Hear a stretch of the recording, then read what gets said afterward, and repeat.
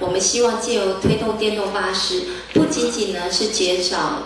能源的使用，也改善我们的环境的一个空气污染。最重要的是，还是要维护我们不管是老人家、我们自己，还有我们的下一代的身体健康。我从小呢其实是在乡下长大，所以我非常怀念小时候的那种纯净的一个环境。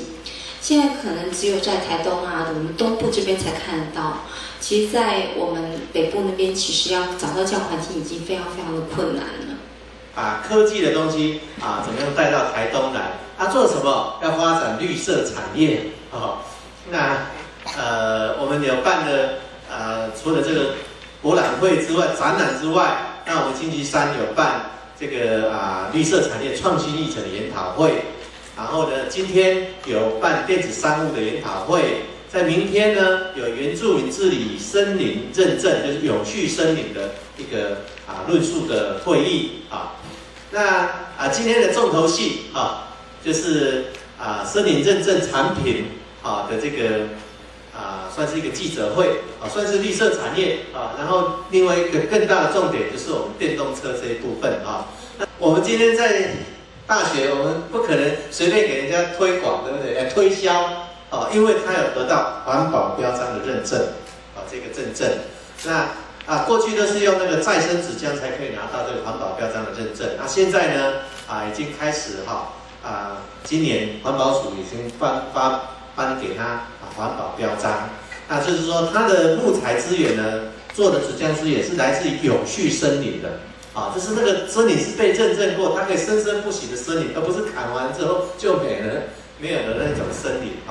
那为此呢我们在这个地方有特别的展览，就是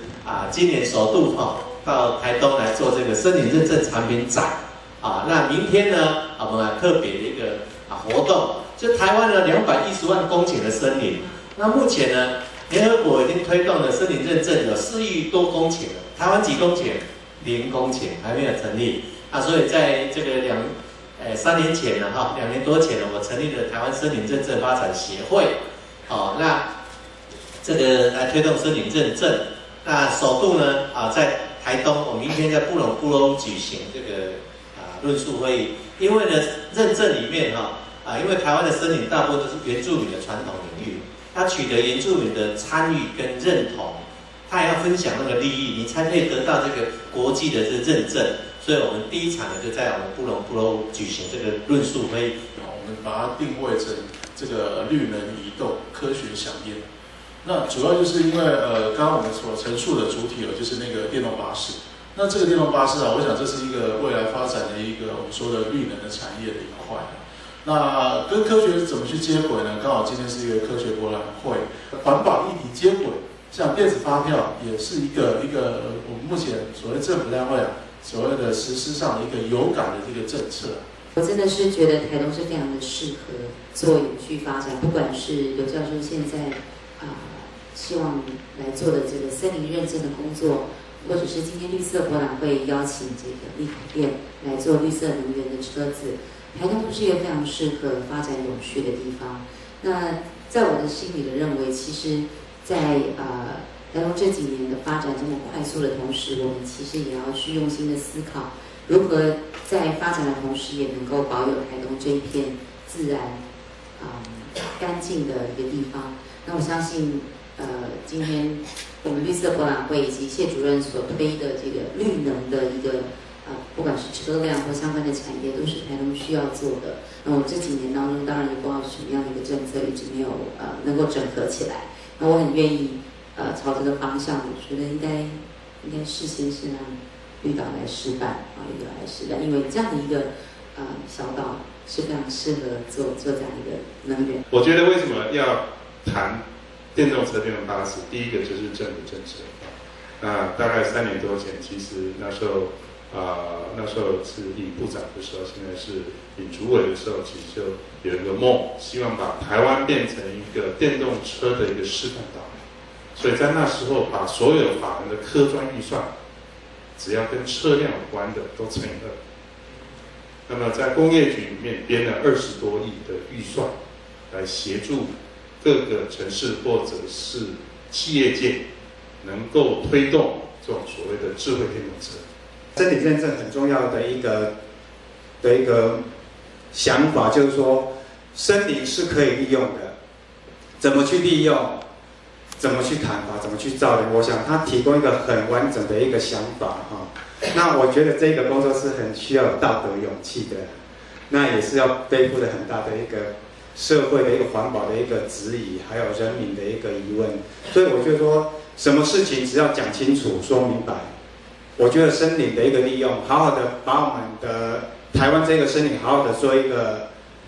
利用，好好的来造林，我觉得这个工作是还蛮有意义的。所以我们在几年前推电子发票，就希望大家在消费过程中，民众的这个发票，你就不要让它印出来，那营业人也可以不用印出来，因为营业人事实上在交易过程中资料就丢到云端去，那你在报税这些凭证你也不用检附，因为你凭证的这些保管还有这些处理的成本也蛮高的我们就是透过这样，那今年应该有机会每2张的发票有1张是已经会电子化。那你消费的话，你这个资讯就存在里面，那政府会自动帮你兑奖，然后有中奖的时候，你如果有提供账号，直接会进来。就是我们鼓励民众多用网络，少走马路，这也是在实践地球永续节能减碳的一个政策。这2-3年内，我们也推了税额试算，帮民众主动来试算这个税额，1分钟你就可以把综合所得税来完成。这些事实上你就不用收集很多的单据，我们也期待说未来在大家一起努力，我们可以让整个地球的这一种纸张还有相关能源的消耗也以日计减让整个地球永续发展得更健康。其实台湾发展电动车这个是很好的机会，因为台湾现在全世界最先进的电池比起像 iPhone、iPad 这些电池都是新普在做。在台湾做，在台湾吃光，但我们并没有把它拿来在这个汽车上面做。那还有就是刚刚谈到孙总谈到这个电子发票那这都将来变成海量资料的研究的对象。那我们资管学会呢，就是希望能够把这些重要的发展变成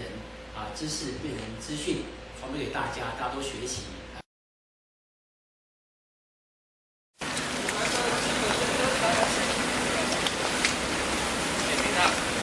起来就跟捷运一样，所以在这车上你只会听到冷气的声音，还有那个轮胎的声音，那不会有那种柴油车引擎的声音，也不会有柴油味。没困难就不用挣。